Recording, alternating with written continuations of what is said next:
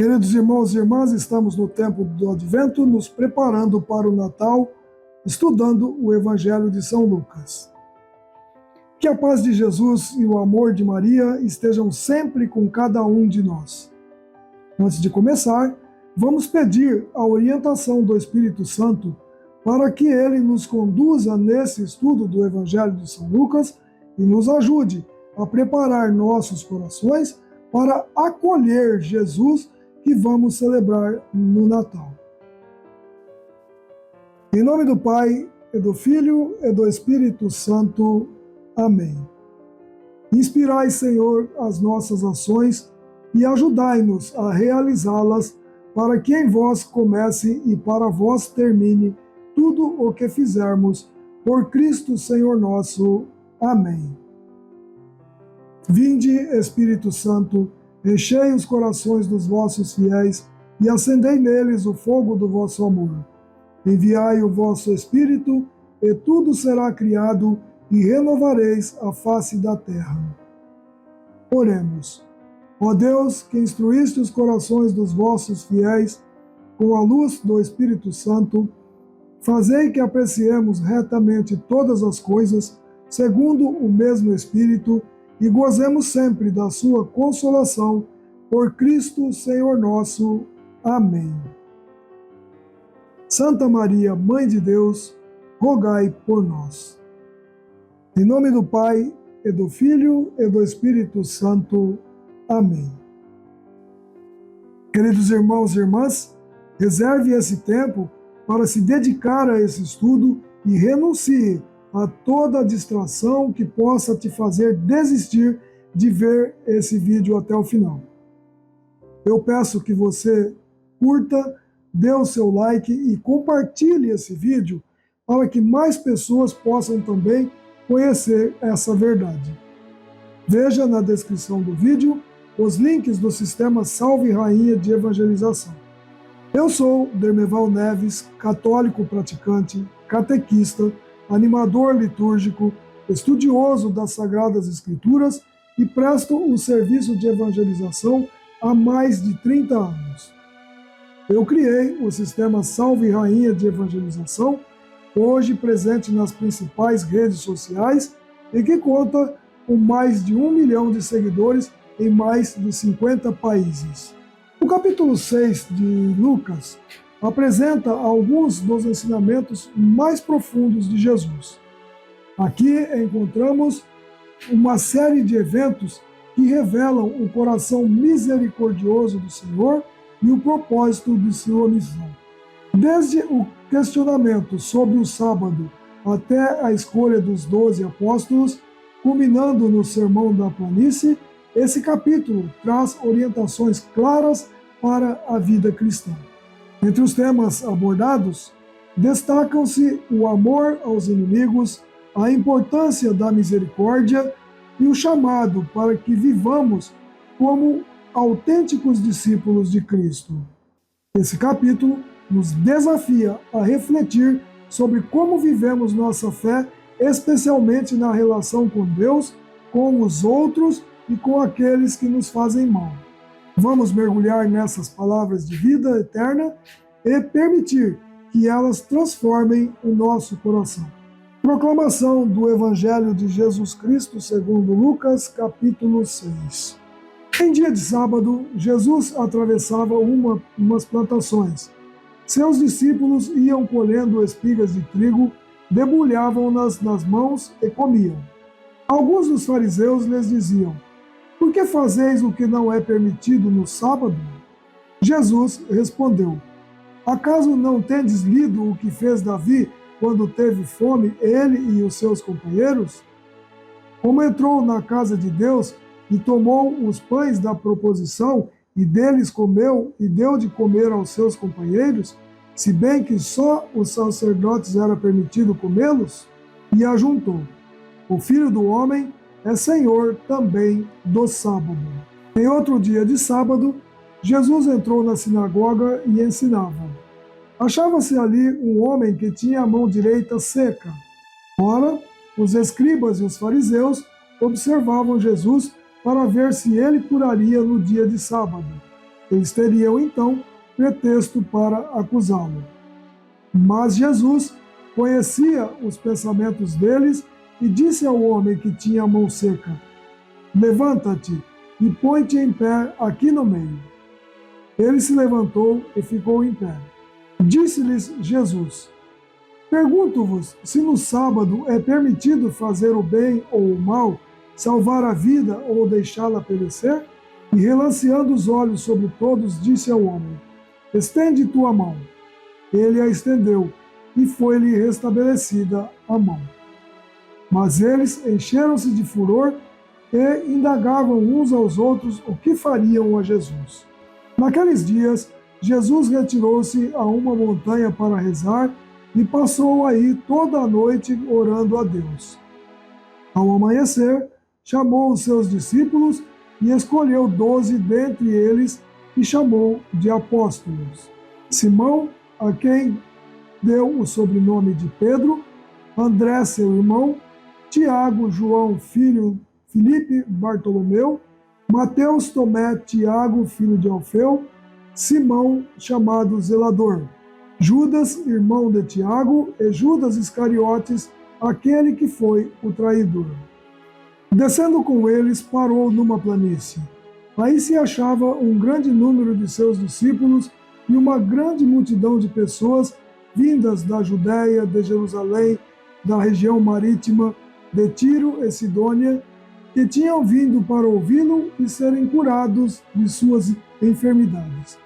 E os que eram atormentados dos espíritos imundos ficavam livres. Todo o povo procurava tocá-lo, pois saía dele uma força que os curava a todos.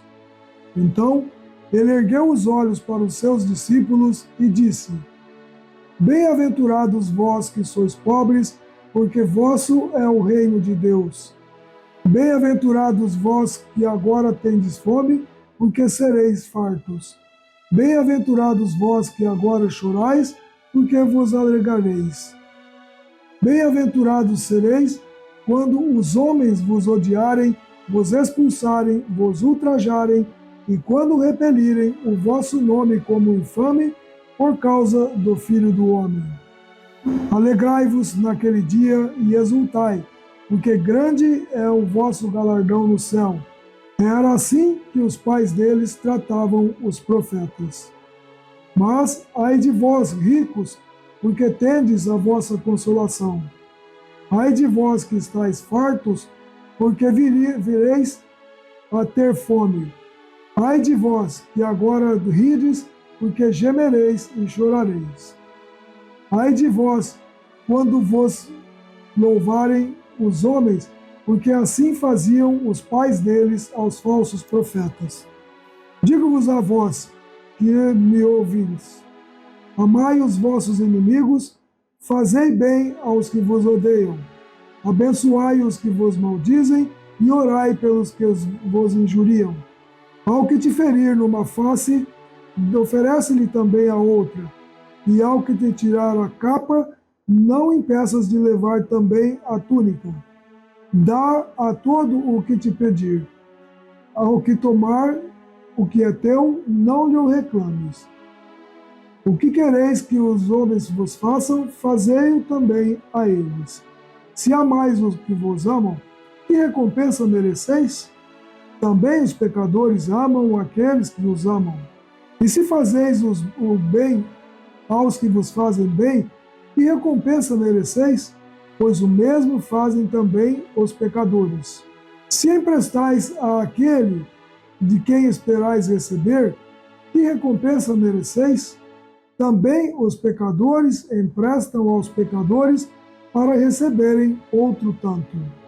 Pelo contrário, amai os vossos inimigos, fazei bem e emprestai, sem daí esperar nada, e grande será a vossa recompensa, e sereis filhos do Altíssimo, porque ele é bom para com os ingratos e maus.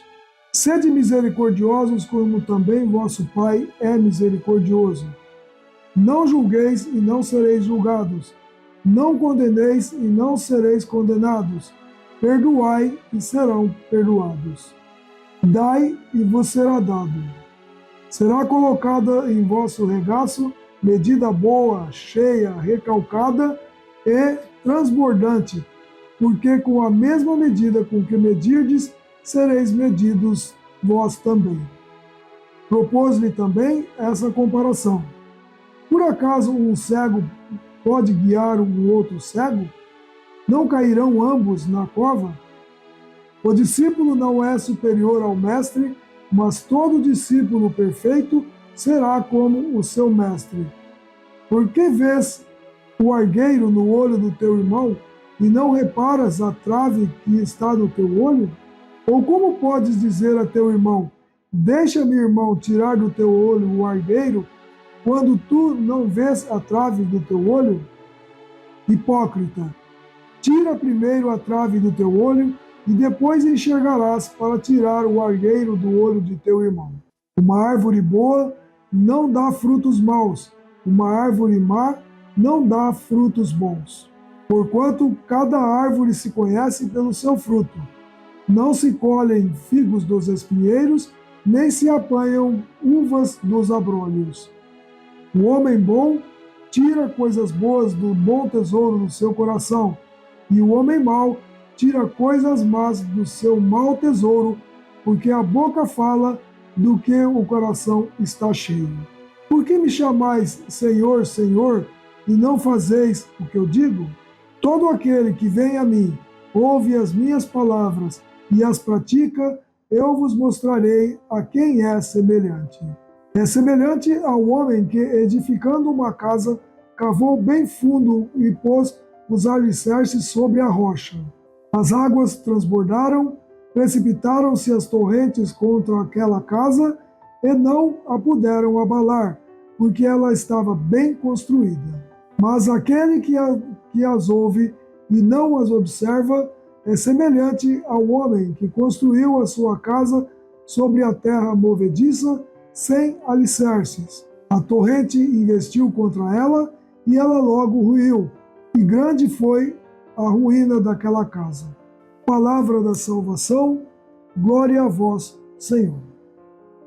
Aqui vemos Jesus enfrentando a oposição dos fariseus e, ao mesmo tempo, revelando a essência do reino de Deus. Ele cura no sábado, escolhendo a vida e a misericórdia acima de regras rígidas. Ele escolhe 12 apóstolos, homens comuns, para serem seus companheiros e enviados. E em seu famoso discurso, o Sermão da Planície, ou Sermão da Montanha, Jesus nos ensina o caminho da bem-aventurança, o amor incondicional e a vivência autêntica da fé. Esse capítulo é um convite para examinar nossas atitudes e para nos alinharmos com o coração de Jesus, que busca a misericórdia, a compaixão e o amor acima de tudo. A cura no sábado, nos primeiros versículos, Jesus é questionado sobre suas ações no sábado, um dia sagrado para os judeus. Ao permitir que os discípulos colham espigas e ao curar um homem com a mão atrofiada, Jesus ensina que o sábado foi feito para o bem do ser humano e não o contrário. Ele afirma: o Filho do Homem é Senhor também do sábado. Isso nos lembra que a lei de Deus deve sempre ser vivida com um espírito de amor e misericórdia, e não como uma imposição rígida que esquece o bem-estar da pessoa. Na passagem da escolha dos 12 apóstolos, vemos que depois de passar a noite em oração, Jesus escolheu os 12 apóstolos, os primeiros responsáveis por levar sua mensagem ao mundo.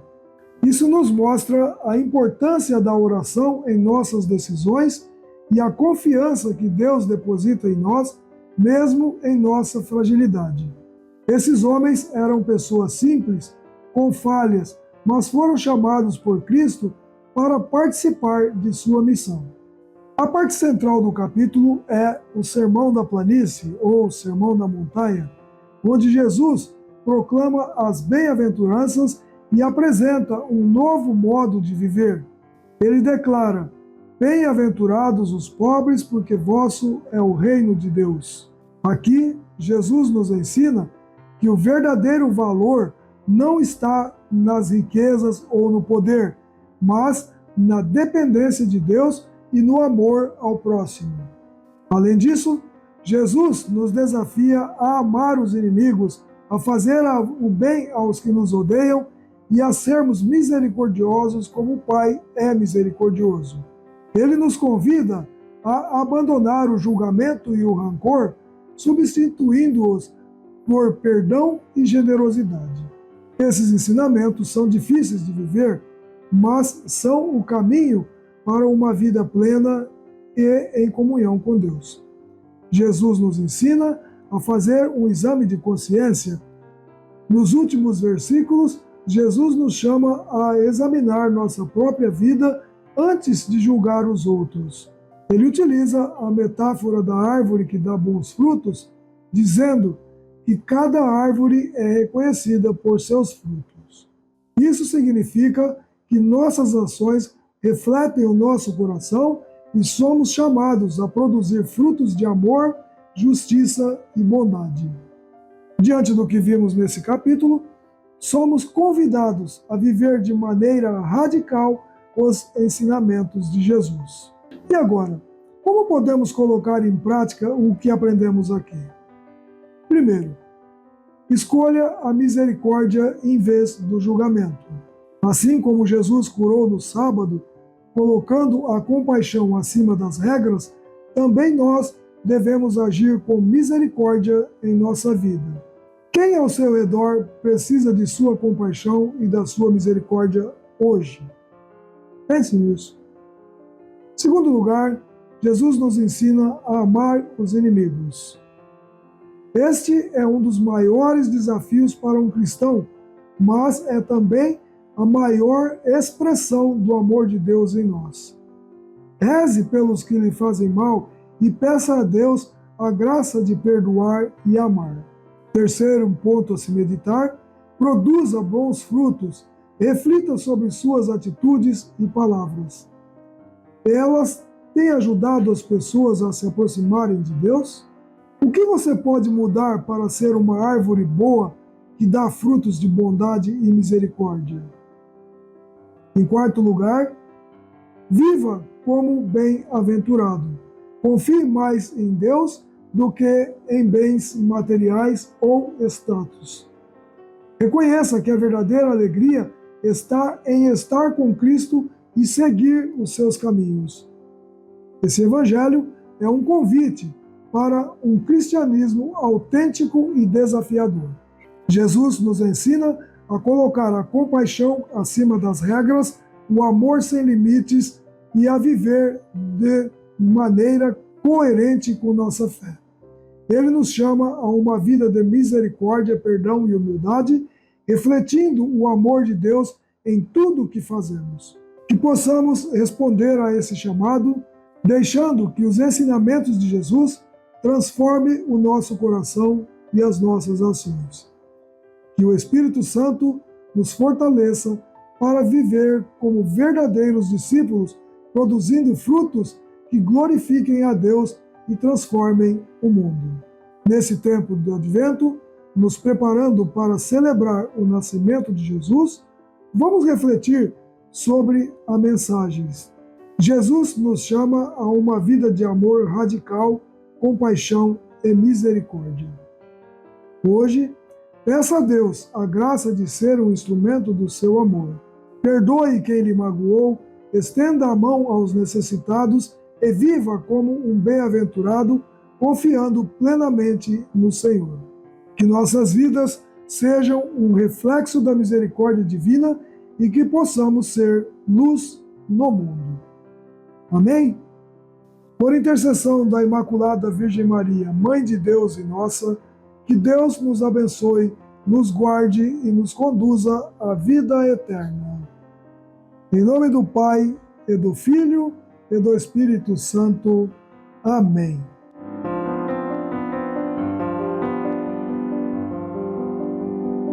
Uma produção do Sistema Salve Rainha de Evangelização.